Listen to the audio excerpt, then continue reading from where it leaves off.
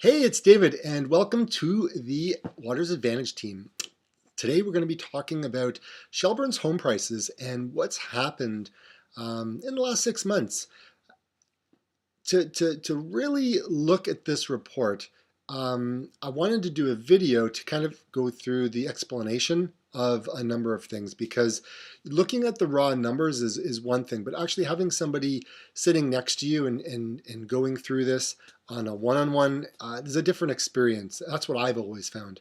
So today, what we're going to look at is what happened in the last 6 months in terms of sales in Shelburne, and I've got a couple of graphs in here that we can go through.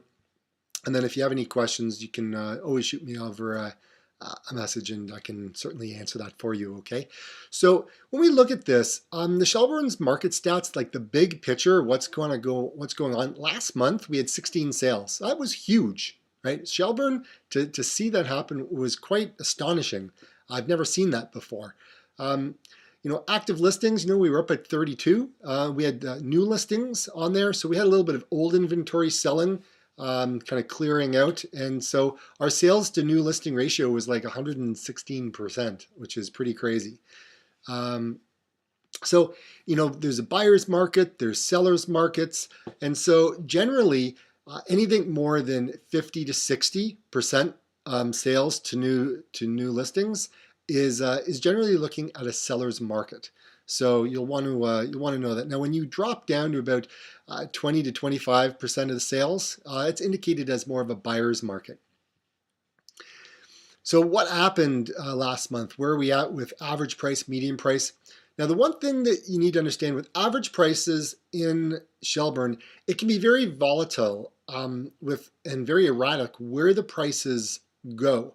So you could get a couple of properties that sell really, really high, but then on the normality of it, they're all kind of grouped in $30,000 in one kind of setting. So you get these spikes that go up, and then you've got the main portion, which is the medium price that sells, which is where you can see there's a discrepancy between the two of them. Like I said, around 30,000. So average days on market is about 74 for last month, and sales to list price is people are getting about 98% of what they're asking. Now, I put together a little fun fact summary here. I thought it would kind of be fun to kind of put that together for you, just to, again, give you a little bit more insight in a more visual display than just kind of numbers. So if you're a person who likes to see the pretty graphs and stuff like that, then I wanted to put something together for you. So again, just kind of quickly going through this, I mean, we've got 28 active residential listings, and year to date we had 16 homes sell in January of last year compared to 9 the previous year. So that's a 77% increase over last year, which is pretty huge. Listings, we have more listings than we had last year as well. Our price, as you can tell, has dropped. So we dropped about 3.7% from last year, which is not surprising when you look at one of the other graphs that I'll show you before, 74 days on the market. And then, we talk about in terms of, what's been selling, detached homes, we had 10 sell. We had a number of townhouses move as well. All of them are kind of on the upswings, so to speak. Okay. Now, average days in Shelburne is gone up. Certainly, I mean, I only had until December of last year. Sorry about that. For some reason, it didn't kind of come off into the report for last month. But you can see there's a real spike, kind of properties kind of sitting in December a lot longer than what they do typically the rest of the year. Okay. What you will find is properties will tend to stay on the market a little bit longer in the fall as opposed to kind of in the spring. Now, new listings compared to sales in Shelburne. So what you can see, if you look at 2016, pretty much everything was selling, like everything. Things really started to kick into gear 2015, and it just kind of started to ramp all the way up. Now, we had like low inventory in 2016 and pretty much everything was selling, which is why you can see those two numbers close together. Then 2017, what happens is they go ahead and they put in these new stress tests. And that really kind of cooled things off because people could purchase a property, before they instituted that in October, and they could buy $500,000, but then their purchasing power after the changes went down to 350. So big differences in what they can afford. And then you can see 2018, last year, things dropped drastically. So, I mean, if you're just looking at that graph, it's like half of the homes didn't sell. Okay. So really important to think about that, because if you're putting your house up for sale, what you do in the first, what you do in the next year to get it ready can mean difference of thousands of dollars. I'm just saying. Okay. Now, if you look at the medium sale price in Shelburne, you can see what happened. So if you look at 2016, actually, you got 2015 in there, which is the purple line, right? So it's kind of follows the little trend, starts to kind of dips down a little bit in March and kind of works its way up. But then what you start seeing is like 2016, again, things start moving. It's higher, right? We've got an increase. Last year, so in January, right, we hit February, and what happens is the market just goes boom, just goes straight up, literally. And it was the highest. Like, it was crazy what happened. So it went all the way up, and then, as the rest of the year kind of went along, I'm sorry, I'm pointing at the screen.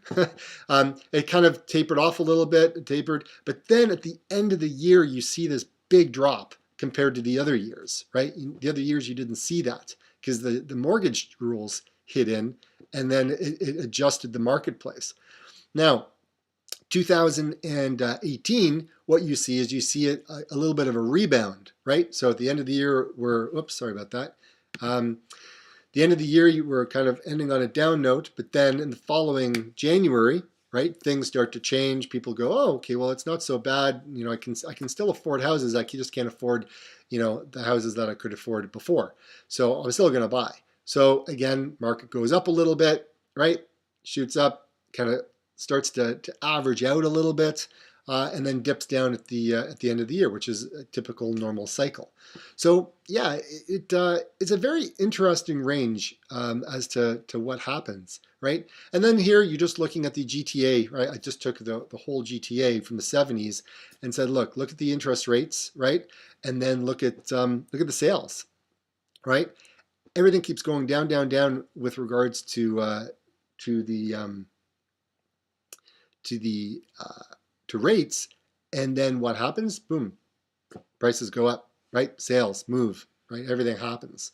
So it's very interesting when you start looking at that So let's dive in. So last 6 months of sales, in Shelburne, what you're going to see, the numbers are going to be really low with regards to properties, because again, it's a small town, right? I mean, yeah, we're growing. I've been here forever. So I'm looking at this.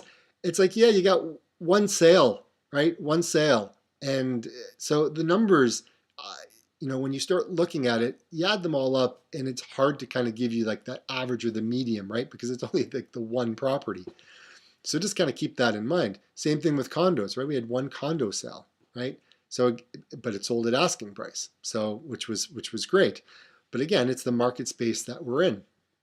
Freehold townhomes, right? So we had a number of those sell, which is great, and you can see the months that they were selling.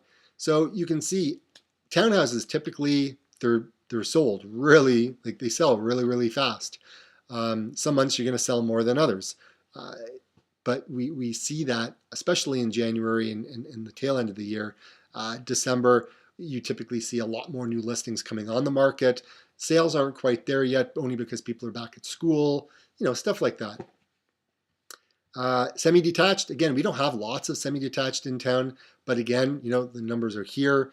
And when you only have like one or two sales, the numbers, it's hard to kind of look at and kind of come up with averages and things like that. So again, like I said before, you just need to kind of take that with a grain of salt and just look at the numbers for what they are.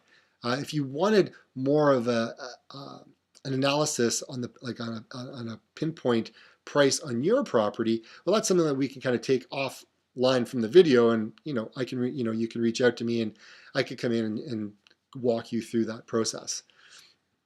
Detached homes is we're pretty much where the sales are in Shelburne. So again, you get lots of listings coming up in August, September, but again, lower sales. But then October hits, we get a little bit less, and then properties start moving. Okay, again, same thing in November. We have lower listings and we have more sales, and that pretty much continues until you hit January. Okay, so we had new listings coming up, and yeah, we had 6 homes sell from that. So you can kind of see where things are moving, right? So the sweet spot for sellers in the last 6 months have been the November and December, because 100%, like we're over 100% that's selling compared to the new ones that are coming up on the market. So again, in terms of days on market, again, it shifts from month to month, so it's something to think about as well. Now, I've been around a long time. I'm here to help and I'm here to educate. That's why I do these videos. So yeah, I mean, we do a room by room review where I can come on over and take a look at what you have and things that you can do to kind of help the sale go faster. So that's what's known as a room by room review. And then there's, like I said, the pinpoint price analysis, where we come and your area of where you live in town is different than another area in town. So your property has to be looked at not from point of averages, but it needs to be looked at with a microscope as being a single property and what compares to yours around that neighborhood, and the things that you've done to fix it up and improve it. And then we also have what we call a silent market. That's where I take a listing and it's more of an exclusive, and I do my best to network it out, because not everybody wants to have a sign on their lawn, and they want lots and lots and lots of people trudging through their home. Everyone's different. So there's this silent market that people can take advantage of as well. So thanks so much for joining me and going through the report with me. Hopefully you found it beneficial and educational. And until next month, have a good one, and we will see you later. Bye for now. Take care. See ya.